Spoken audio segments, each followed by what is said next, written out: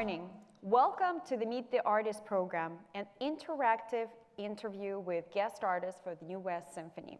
New West Symphony is a resident company of Civic Arts Plaza, Oxnard Performing Arts Center, and Barnum Hall in Santa Monica. We perform on Fridays in Oxnard, and Saturdays in Thousand Oaks, and Sundays in Santa Monica. I'm here this morning with our music director, Marcelo Lehninger. Good morning, Marcelo. Good morning. Good to be here.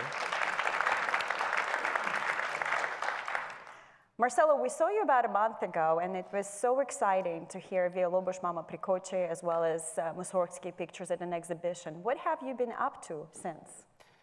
Right after that, I went to Chicago, and I did my Chicago Symphony debut, and that was really exciting, and it was such an honor to be there. Just traveling around and visiting many great orchestras, and I'm glad to be back here. And then after here, I'm doing my Baltimore Symphony debut. So good stuff, and I'm happy to be traveling and happy to be back here. Excellent, excellent. I wanted to ask you about when we programmed Verdi, what was the inspiration? Why Verdi, why in April, and why with the New West Symphony? Well, I think Verdi is, the Requiem is one of the most amazing choral pieces, masterpieces really. And it's definitely one of my favorite pieces of music, and it's just so inspiring, so powerful. And so when we thought about bringing every year a choral piece to the New West Symphony, of course Verdi was in my mind, and I wanted to bring here that piece and be and present to you. So I was really happy to make that happen, and here we are. The orchestra hasn't performed the piece probably for a decade now, and it's really refreshing to see Los Robles Master Chorale, full symphony, and 4 magnificent soloists on the stage. It was a riveting experience for me yesterday to be at the rehearsal. So without further ado, shall we invite our guest artist? Sure. Well, let me introduce our tenor, Casey Candebat, and mezzo-soprano, Rebecca Ringle.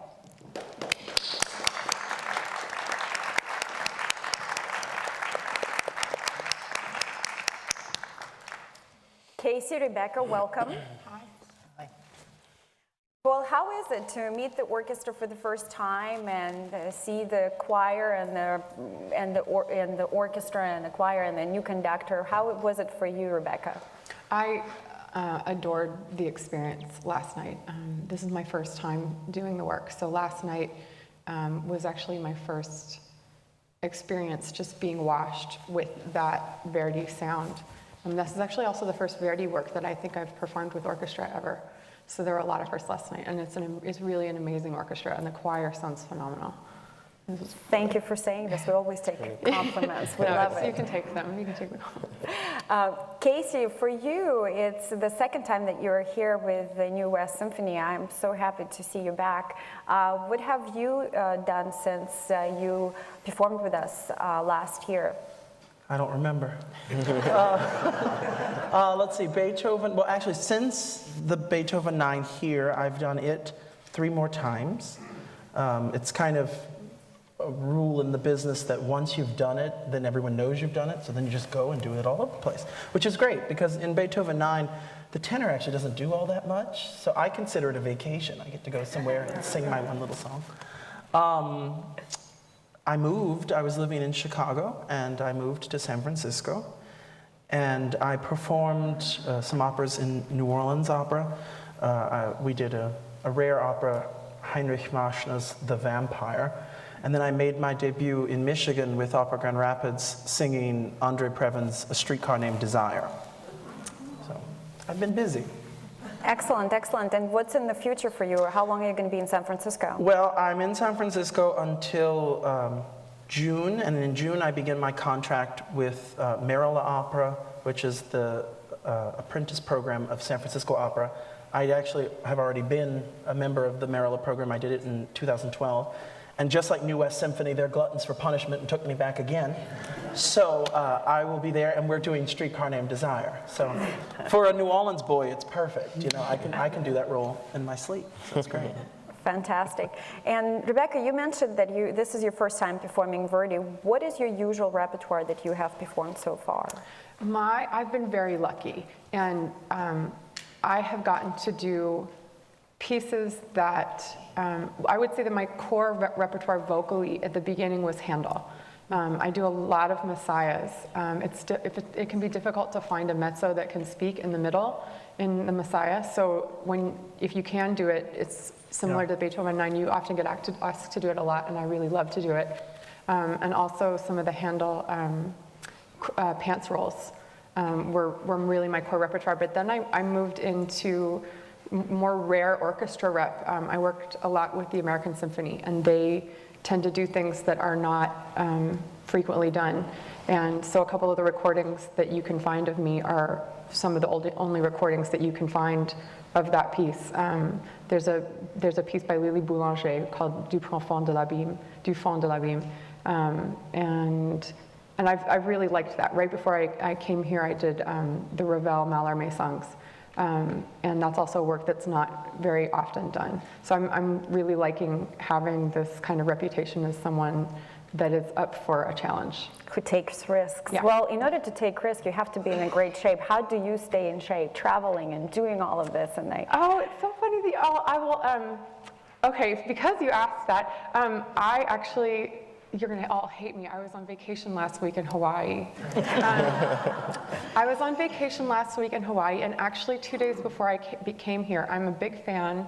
I didn't know you were going to ask this, but there's a really famous volleyball player named Gabby Reese, and she runs a sort of a cult workout in Kauai, and it's in a warehouse with dirt on the floor. And I knew that I was going to be doing Verdi Requiem, and I knew that I needed to not show up in California with sort of slouchy vacation body. And you can't sing Verdi. You can't sing Verdi with slouchy vacation body. I think anybody in the choir would attest to that. So the day before we landed here, I was in a warehouse in Hawaii with all these sweaty, mostly blonde women doing a circuit workout with weight, and Gabby Reese was standing there correcting my stance while I did bicep curls, and it was pretty great. But that's unusual. That's not every day. I actually do the Insanity workout, if you've seen it on TV. I know several. It is insane. It is insane, and I know several singers that do that, but it's wonderful because it travels well and you don't need any equipment. And a lot of singers also do Bikram yoga, but for the same reason, because it's standard. Everywhere you go, the studio, the workout is the same hour and a half. Well, you sang less than 12 hours ago, and we had a 2.5-hour rehearsal. It was incredible, and it was difficult. And how do you prepare for singing something in the morning and being in shape voice-wise? Yeah. Well, I'm a mezzo, so I don't know if Casey wants to answer that. Well, it really depends. I'll be honest, I had a nightcap after rehearsal last night. Shocking. I'm Southern, I like my bourbon. But I'm a very early riser, so I was up this morning at 7, I had a cup of coffee, I started singing a little bit. I didn't want to wake up everyone in the whole hotel. But I have a bigger voice. I mean, I always say it takes a while to rev up the Mack truck. So, I just sat there lip trilling for a good hour. And then I always do what I call the cheater warm-up. I just go, yeah, all right, it works, I'm good. So, that's what I did this morning. Fantastic. How was that? Can you do that again? Yeah. Okay. My mother calls that the tenor mating sound. Well, you have definitely perfected it, because I really loved seeing you yesterday on stage and how you sang. Can you give us a little bit of an insight into Verdi? What are the most difficult parts in Verdi for you guys? Can I take this one? Yeah, take it. I really look at this piece not as a symphonic work, but as an opera. You know, it really, I always used to tell people it's his best opera. It has very operatic moments. You know, the famous Dies Irae for the chorus, that came right out of an opera. You know, the Libera me Domine at the end, that is recit in its purest sense. This piece is written very well for the right voices. So if you have the type of soprano that Verdi intended, if you have the type of tenor, the type of mezzo, the type of basso, then it is easy. It really is. It becomes difficult when you don't have those things. Similarly, you know, we were talking about this in the wings. I am 99% sure, this is going to go on YouTube, so if I'm wrong, everyone will tell me. But I'm 99% sure that Verdi wrote the Lux Aeterna first for Rossini's Requiem Mass. When the composer Rossini, who wrote Il Barbiere di Sevilla, died, all the composers of Italy at the time wrote a Requiem for him, and they each wrote a section. And Verdi wrote the Lux Aeterna, and he liked it so much, he said, I'm going to write my own Requiem to frame around it. And it was interesting, because when you get to the Lux Aeterna section, to me, it's a little bit different than everything else. It's more nuanced. Yeah. And last night was the first time I really felt that. I would say that the singing that I do in Lux Aeterna is comfortable, but it is different than any of the other singing that I do in the piece. And actually, when you compare mezzos across Verdi Requiems, I think I'm going to compare it to Traviata. Traviata is the famous Verdi soprano role because it's almost written for 3 different sopranos. You have to be a coloratura in the beginning, you have to be an amazing actress, you have to be a dramatic near the end. And I think this Requiem is definitely written, if you just had a big voice, if you only had a big mezzo voice, you would have trouble singing the Lux Aeterna. But if you were only a lyric and you didn't speak in the bottom, you would have trouble singing the rest of the piece. Yeah. He probably had a different mezzo when he wrote it for the Rossini Mass. And he wrote it himself. Marcelo, how is it for you? What are the most difficult parts? The whole piece. Well, yeah, it's 86 minutes, so. No, it's one of those pieces for a conductor. When you enter the stage, you bow, and then you turn to the orchestra, you give the first downbeat, in this case, a very soft one. You immediately, you think, okay, I have 80 minutes to go, so you need somehow to save yourself because it's a really intense no intermission piece, no intermission. And at the end, I did once, and at the end, I'm totally empty. It's not necessarily tired, but just empty. It's amazing how much energy, strength, and emotions you need to put in that piece. So it's a very demanding piece. And as Casey said, it's an opera, and people can argue with that. No. But it's a sacred work, but it's an opera, so we call this a sacred opera. A sacred opera. But it's a full power join, force, because you can see the choir is working nonstop. It's really demanding for the choir. The orchestra, of course, has an amazing part and really difficult part, and then you have the soloists. So for the conductor, you need to look at that as a whole, but try to adapt everything. So I had the first rehearsal with the choir only, and then I had a rehearsal with the soloists, and then I had a rehearsal with the orchestra. And then last night I had the rehearsal with everybody together. And then you need to constantly be flexible and adapt and change tempos. And so it's very demanding, but it's great work. It's really rewarding. And at the end, when you finish that last libera, It's very rewarding. It's very inspiring. It was such an interesting experience for me being watching you. Actually, you're just like a conductor of the train. You have to move all the parts, you know. So and I think that it was really difficult for you. And I wanted to ask you about your interpretation of Verdi, because each conductor brings his own interpretation, her own interpretation. So how was yours inspired?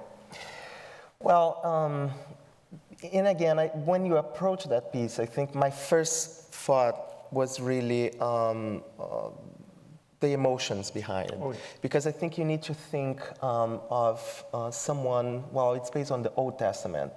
And you need to think about someone in the 19th century and even in the end of the 18th century, think about death and think about the Old Testament and how that affects you and how scary that could be.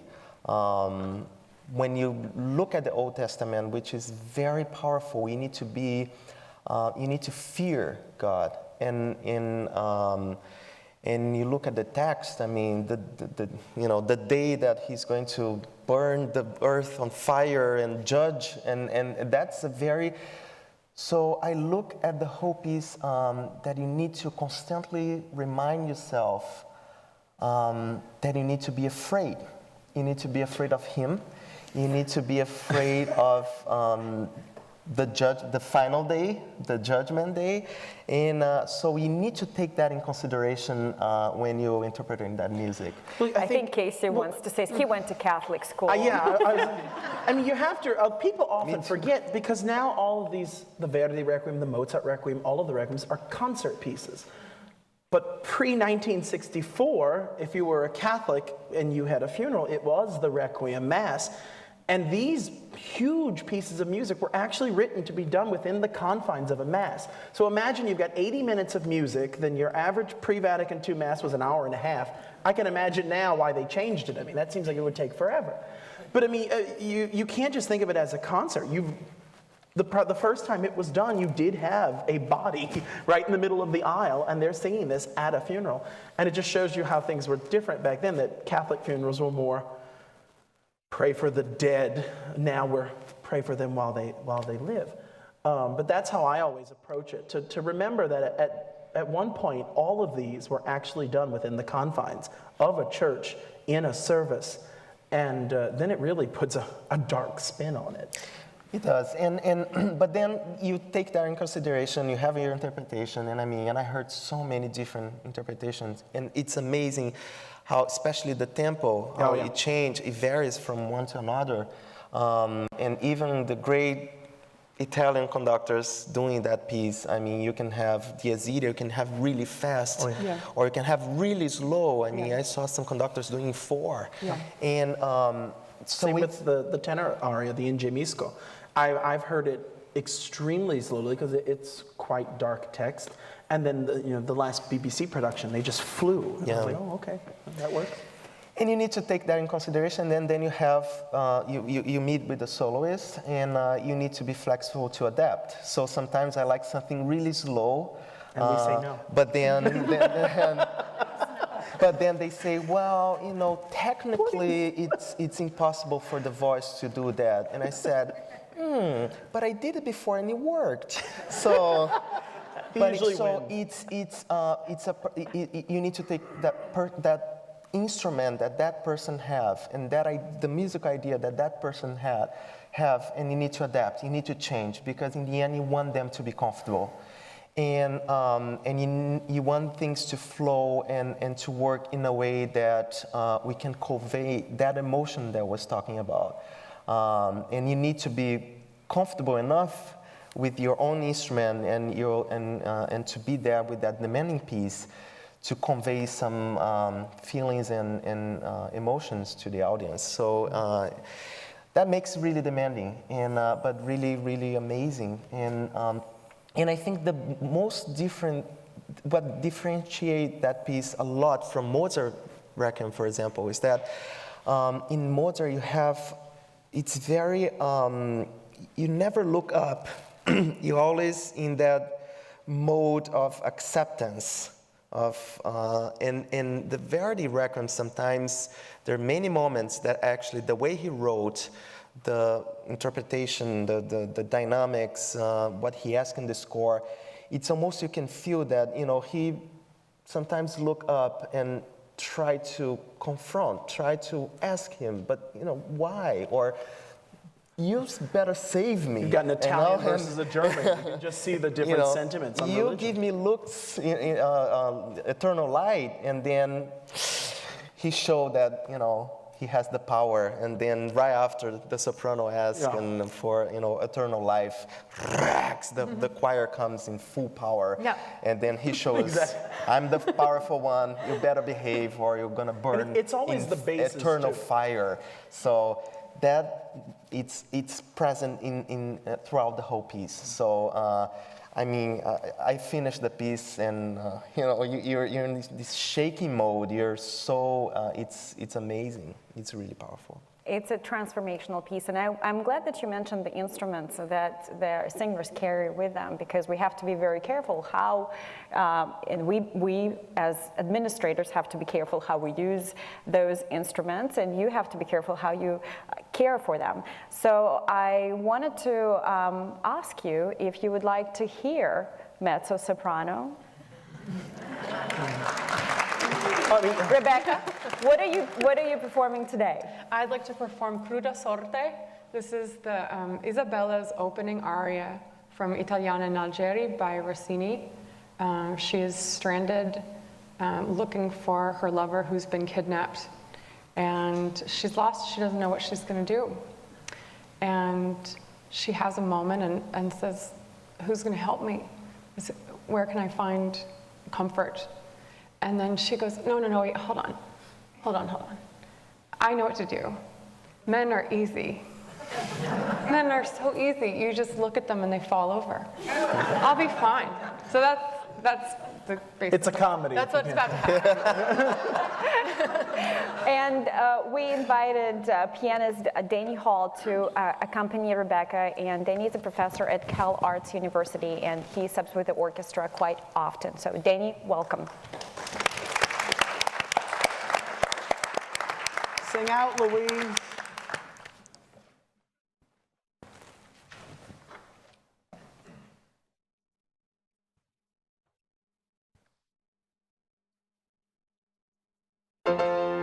Cruda sorte,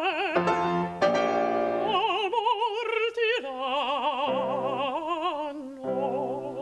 questo il premio di mia fe. Non v'error, terror né affanno, pari a quell'io provo in me. Per te solo, o mio rindoro, io mi trovo in tal periglio. Da chi spero, Dio consiglio,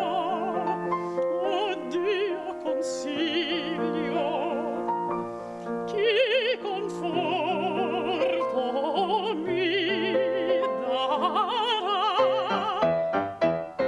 Da chi spero, Dio consiglio, chi conforto mi darà. Da chi spero, Dio consiglio,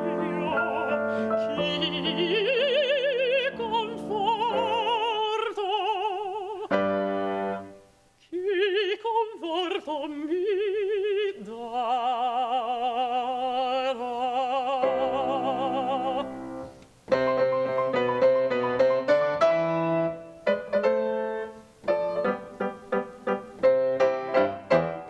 Giochi volti di smoltura, non più smagni di paura, di coraggio e tempo adesso. vedrà, or chi sono si vedrà.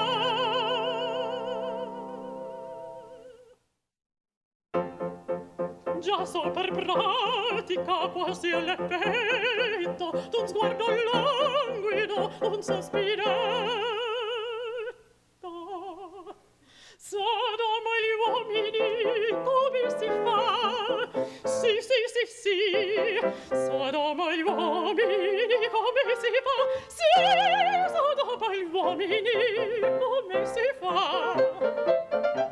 Si indulge un rubi, si inflemma un fuoco, son tutti simili, ha preso a poco. Si inflemma un fuoco, son tutti simili, ha preso a poco.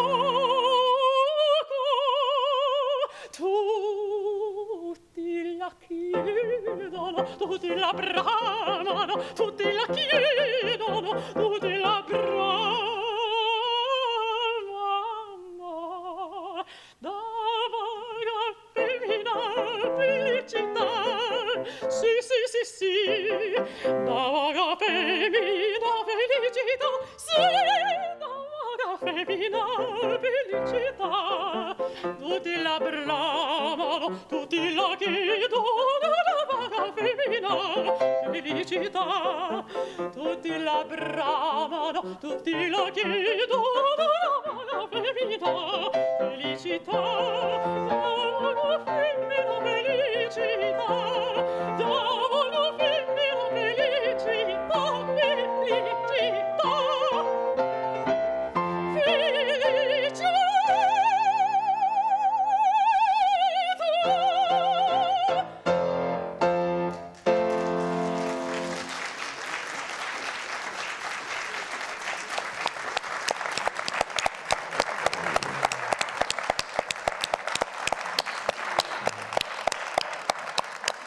Bravo. You're so gracious. Oh my God. Did you see that curtsy? We both have family from New Orleans. Yeah. In the South, we breed I good actually curtsies. I was taught to curtsy before I knew I would be a singer. Well, speaking of that, how did you discover the talent and what inspired you? I stuck out in choir.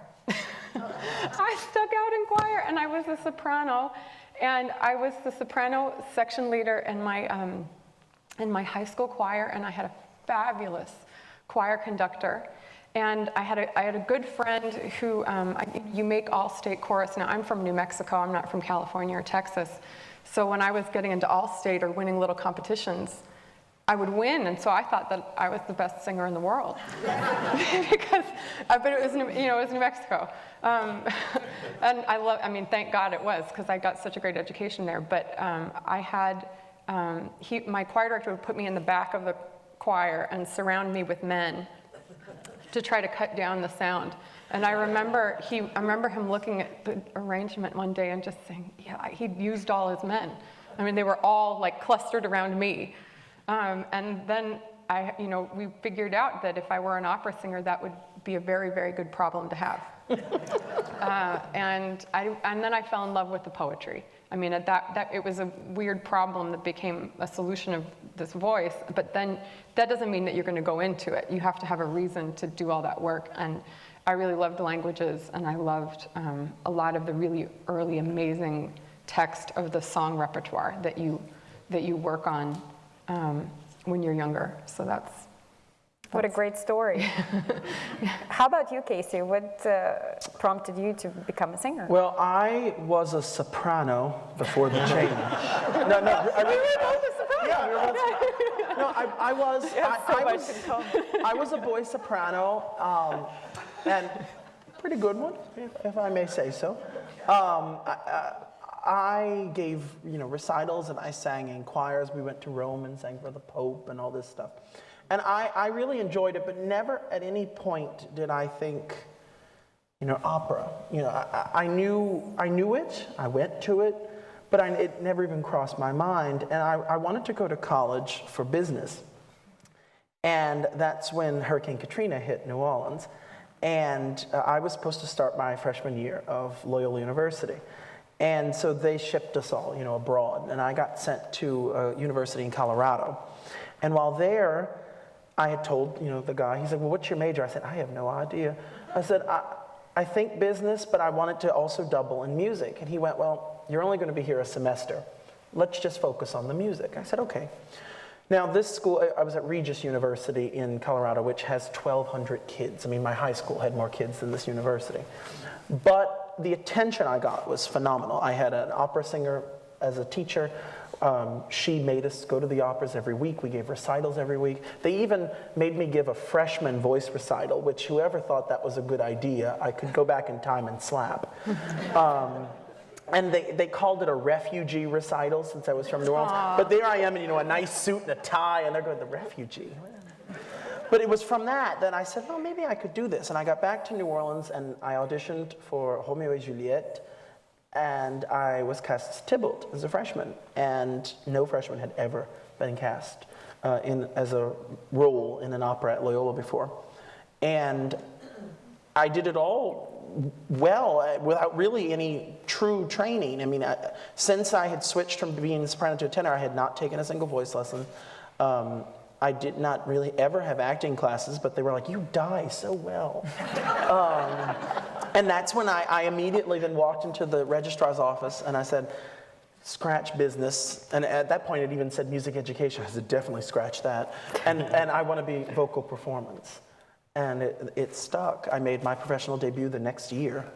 But you said you have a linguistics? Yes, I created my own program of linguistics and phonetics, because language has always fascinated me.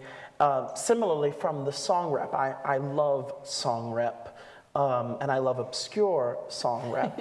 You said Lily Boulanger. Yeah. I've done a whole recital of her stuff. No one knows who she is.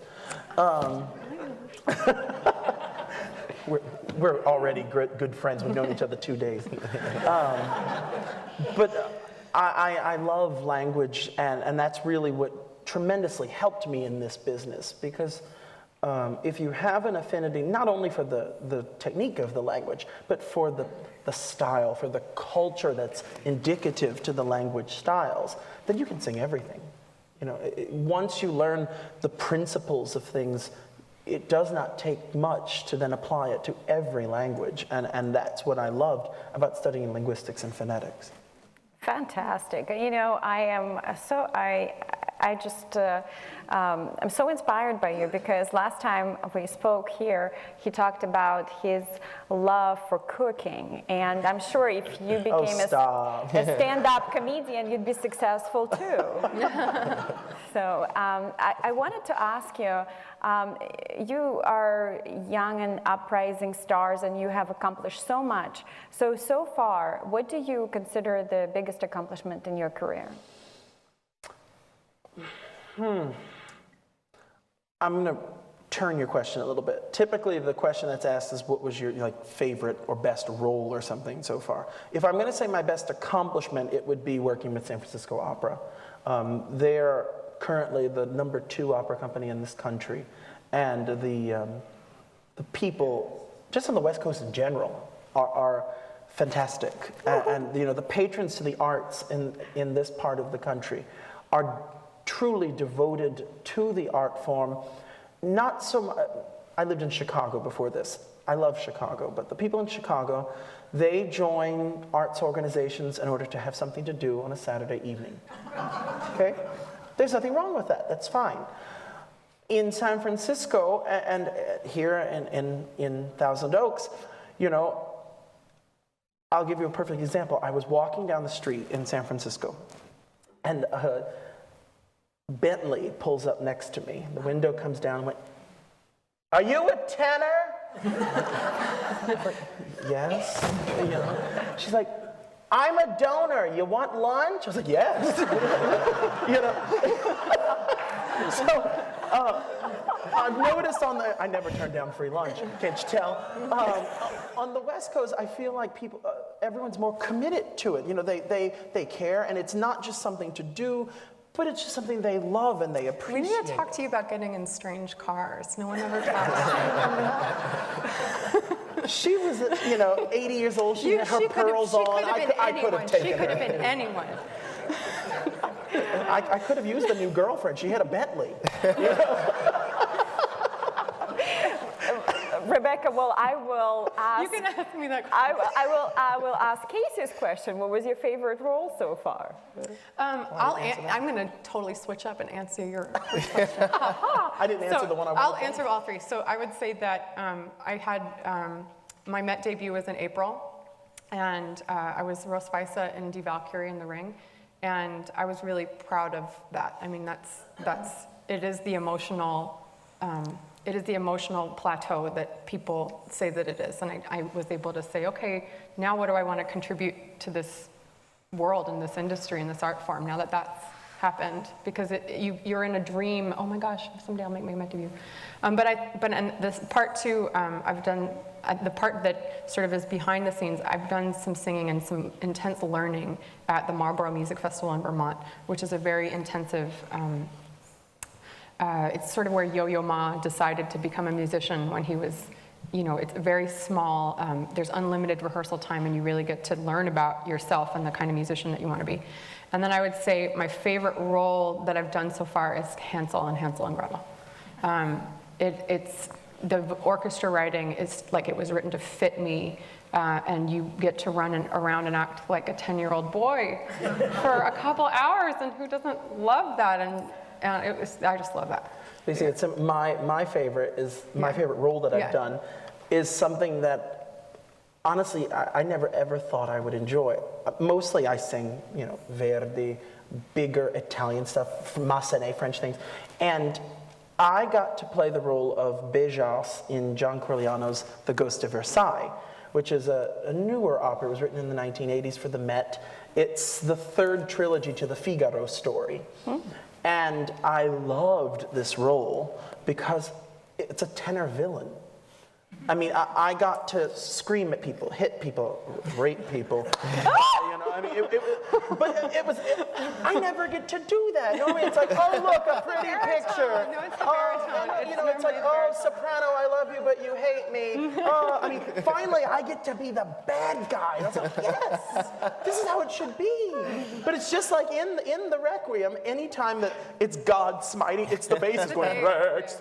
The tenor's like, it's just...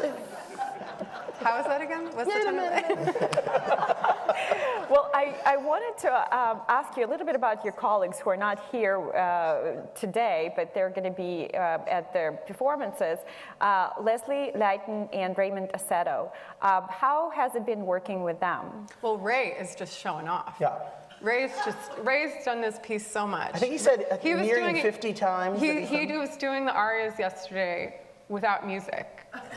Just to make us look bad for needing to. Well, I think, no, I mean, if you can, it is more comfortable. If you can do it with that, I think he's going to use the score to not embarrass us. But he is incredibly proficient at this work, and he knows its ins and outs. When we were working on the Lacrimosa, you were going, is that a good tempo? And I'm going, I think it feels fine. And Ray comes in with the melody after I have it. He goes, it's a great tempo. and then you and I were like, okay, Well, Ray, I've actually worked with Ray at Ceto before, and he's singing everywhere. He's about to go sing in San Francisco. He sings at the Met. I worked with him in New Orleans Opera, and I mean he's a great artist, and it's a good voice, a very good voice, and. You can tell, there's something to be said about when you've done a work several times. Sometimes when you do something several times, it becomes stale, and that's when you're a bad artist.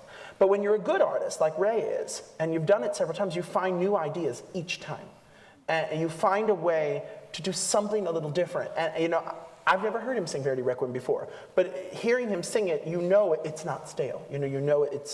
It's on the mark. Yeah. Leslie, this is actually Leslie Leighton, is that how she pronounced her last name? Leslie's, of course, the chorus master and chorus, I call her the chorus wrangler of the Los Robles Master Chorale.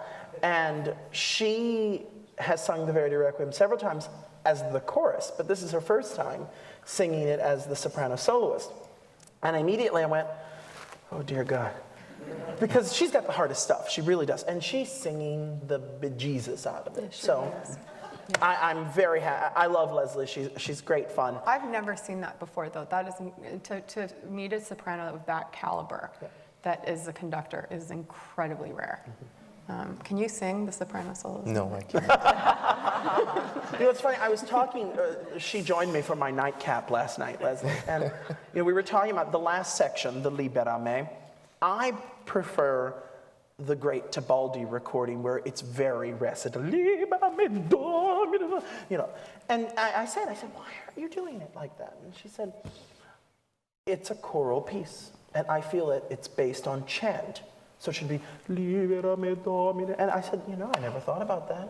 But it's true. Yeah. I'm just so used to hearing the Italians sing it that it sounds like an opera that takes forever. And once I heard that, I was like, oh, it's quite effective. When all of a sudden, the very end, you know, Libera me, free me, O Lord, from this salvation, from this damnation. And, you know, all of a sudden you have a very straight tone chant-like part. It's scary. Yeah, it definitely gives you that fear of God. Yeah. It's a different fear of God that you get in the Dies Irae, which is, you know, I'm going to beat you over the head with a stick. You have so many flavors of fear of God. Yeah. Yeah. And this piece touches on all of them. No matter how you fear him, you're going to be scared. Yeah. So Casey, what are you singing for us today? Oh, I'm singing? Sorry, but I don't want to put you on the spot. No, you know, you're always doing that. Please show off your instrument. I'm going to not sing an opera aria. I'm going to sing an Italian song. Tenors, in general, sing about love and lack of love. Rarely anything else. And this piece is no exception. I am singing Cardiglio's Cor Ingrato, which is a Neapolitan song. So when you hear some sounds coming out of me, you think it's Italian, but you hear sh's and u's. That's why it's in the Neapolitan dialect. And Cor Ingrato means ungrateful heart. I'm singing about my love, Katari, who has turned away. And she no longer loves me. And by the end of it, I started, oh God, why? And then it ends with, go. So that's the piece. With that note, take it.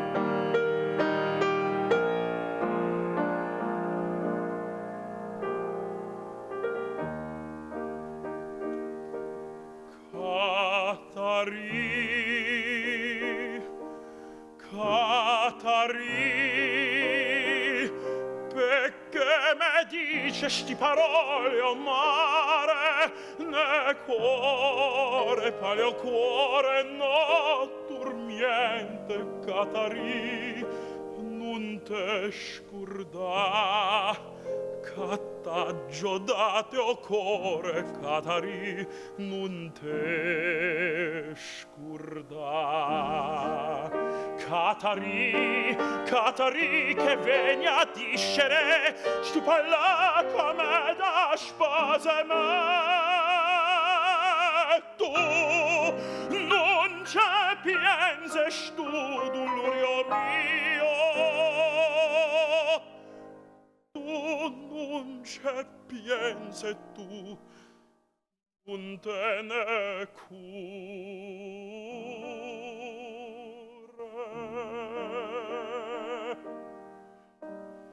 Core, core ingrato, t'hai pigliato vita mia. Tu t'è passato e non c'è piense più.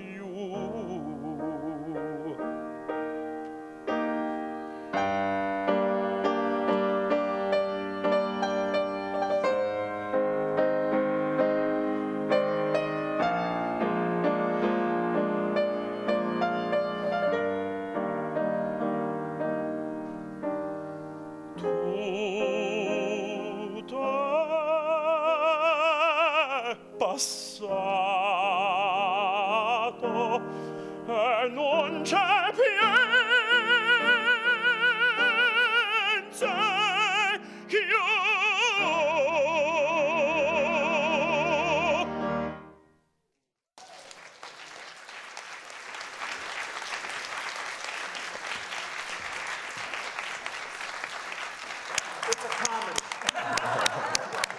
Thank you, Casey. Thank you, Danny Holt on the piano. Thank you.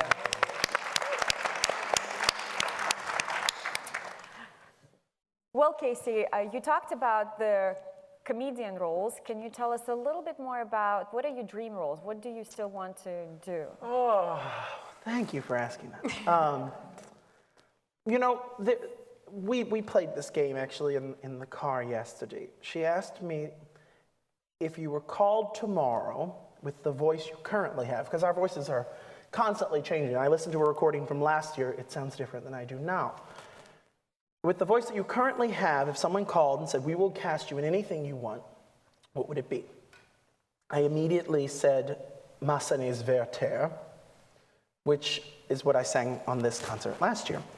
The Duke in Rigoletto. My favorite opera in the world is La Rondine by Puccini. It's not done enough, and it really should be. And tying for favorite is the short Cavalleria Rusticana. It's only an hour, but I swear they've packed every emotion and every Italian color that exists in 1 hour. I mean, it's kind of like Carmen. You know, in Carmen you can go through the piece and there's really not a dud. Every piece. Carmen's long. In Cavalleria, it's literally, I think, an hour and 10 minutes. And it's just enough. You know, at the end, I always wish he would have written more, but you don't need it. He has hit every nail on the head. And so Turiddu, the tenor in that, I even said, I want to die during that role. You know, I want to, there's the beautiful intermezzo, which is done orchestral. In fact, if you come to this concert on Monday, I'm going to sing the vocal version of the intermezzo. And I always said that I think a stage director should stage it, that the tenor's walking across, and I want to die right there. Because that's just the best music I've ever heard. So. Fantastic. Well, if, Rebecca, what are the roles that you would love to do? I would love to do Isabella in Italiana. I've never done that whole role. It's hilarious. She's powerful. She's smart. She's a very, very modern woman. Rossini writes just such incredible women. I think he really just loved women. And further roles, Sesto and Clemenza di Tito by Mozart, Octavian and Rosenkavalier by Strauss. I'll say that for now. I think that the rep that I'm really having a lot of fun in right now is the concert rep, and I'd really love to do all of the Mahler symphony mezzos. You can knock them off. Marcello, you can call me. No, I mean, that rep, that at a very critical sort of turning point at Oberlin, when I was thinking about, you know, whether to do this with my life. It's a tremendous amount of work. There are other things one could have done. No, but the Mahler rep for me is just very life-affirming, and particularly now, I think with the music industry, the way that it is, emotionally, it's very galvanizing, and it's very healing, not just for an opera company to put on Wagner or Carmen or something that collects its forces, but for a symphony, often that can be the Verdi Requiem. Yeah. And in a different year with a different symphony, that could be like Mahler 2 or Mahler 8. And I love being part of things like that. To get up, I mean, opera is incredible, but one of the things about concert rep is that you're sitting there, if you're a girl, you picked your dress, so that's always fun. But one of the things that I love is that we look at you. The Messiah is a big, on the Verdi we're on our feet a lot, but in something like Beethoven 9 or Messiah, we can see you. Yeah. We can absolutely see you. Particularly when you're falling asleep. Well, but we also get to see how everyone's reacting to the music. Yeah. I did my first Beethoven 9 2 months ago, and watching 1,000 people react to the different tiny little moments in Beethoven 9. I mean, I wish that I could videotape them all because you never loved people as much as when you see a 5-year-old sitting next to their grandmother, sitting next to the mother, and they're all reacting to this little turn of a corner harmonically in Beethoven 9. And I just love that. And you get that in orchestral work, which you don't normally get in opera. In opera, you can't see it. We're acting, we're on stage, doing. I keep trying to tell. I want to do a Mario Lanza concert, and I've been telling Natalia for years now, For years. Well, for years. the year I've known you, because I love that stuff, and you all would come, right? Yeah. See, let's do it. Be My Love, the Valentine's recital. It's booked. It's done. You don't need an agent, Casey. You don't need an agent. I sell myself. You're a cook, you're a stand-up comedian, you're an MC, pop singer.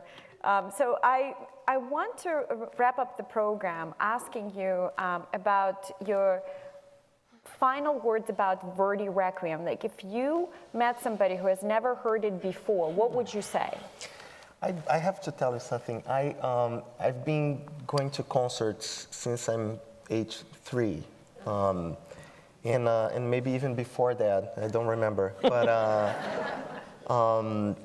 I do remember that particular concert. And the first time I heard Verdi Requiem lively in a concert as audience, I think it was probably one of the most incredible music experiences I had in my life. So it's such a powerful piece that you sit there for 80 minutes and you can have a life-changing experience. And so... Well said. Casey. I completely agree. I mean, the first time I heard it was actually recording one of Pavarotti's first real sings. No beard, he's much thinner. I was like, is that even Pa? and it's just beautiful music. And I would encourage anyone who comes to look for these different colors that we've described here, whether you want to call it the fear of gods or just the different nuances that Verdi takes in each movement, because really you see the progression of human psyche as the piece prolongs. Yeah. How about? They've already said what a sublime piece it is, so I could say that again, but I was in the plane on the way here, and I have this comedian that I love. His name is Eddie Izzard. And if you haven't looked him up on YouTube, you've got to look him up. And he has this fantastic routine called Cake or Death. And it's about these people that are offering everyone the choice between cake or death, and they run out of cake because everyone's choosing cake. And I don't know why I had slouchy vacation brain, and I was looking at and I said, the Verdi Requiem's it's like you had cake as death. It's if you were being served this darkness. But it was darkness sort of as really dark chocolate. Death by devil's food. Yeah, it's a chance to just to lean into those feelings, to really just sit with them. And we will be sitting there with you for 80 minutes, and that's pretty rare in life. In most movies, there's nuance and you go and come and there's subplots, but this is really, you're gonna get to hang out and have a long attention span with these dark kind of feelings. So, yeah. Well, I'd like to thank all of you for being here with us this morning. I know how hard it is to sing at night and then sing in the morning, but the bourbon helps. The bourbon helps, but this is so important for us, and it's so nice to get to know you better and to show the audiences how great of a talent you are. So thank you so much. Thank you, Marcelo. We're looking forward to the performances. Bring your friends. If you don't know how to find us, we are on www.newwestsymphony.org. Check out our future performances. We also just rolled out the new season, which is phenomenal. Thank you, Marcelo. And please go online and check us out. Thank you very much, and thank you to the City of Thousand Oaks for hosting this. Thank you, TOTV. Thank you.